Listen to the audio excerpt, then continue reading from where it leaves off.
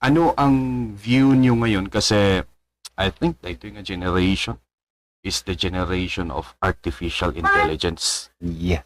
Nalaing nga iti computer data, kaya da nga garamid ti kanta. Yes. Kasla pinalaka di jay rigat mi. Garamid.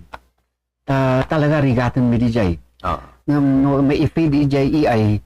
Siyempre machine data eh. So maibiro pi man no kas ano. So kasla nga nalaklakan ti kwa. Kaya lang di jay. Kasla green mabiti pirate ata si Oray awan kan, oray awan kan matulan na ka kasday. So kanta aklat ti kanta nga oray in your person nga makikita da nga sikang mahan kaya. Yan, tama yun. At the same time, yung kimit-kitaan sa mga ti writers, songwriters, no? Is, halimbawa, may magagawa ng pelikula, gawa nga kayo ng music nito, or dagijay jingles during campaign season.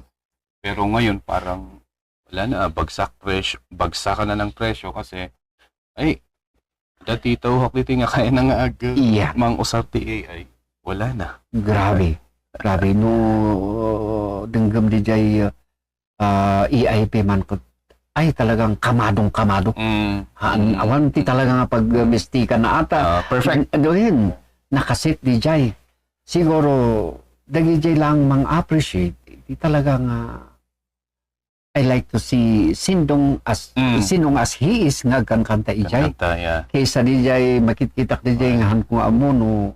Ada ba ti prefer mo or okay lang na talagang tanggap nyo na ba na ganito na panagisurat tayo ti kanta kot AI?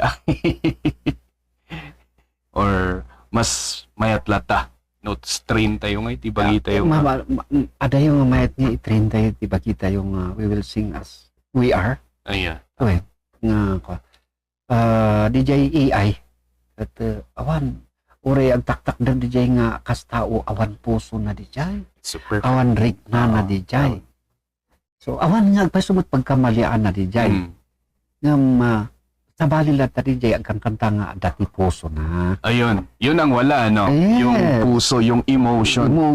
Na dadalhin mo doon sa kanta. Kasi pag sa AI talaga, hindi pa natin nga perfect nga kasana pa naka-deliver na. Pero wala. Hindi buhay. Yung puso. Dapat may puso. So, doon pa rin tayo mabalbalin. Listening to El Maestro Speaks podcast.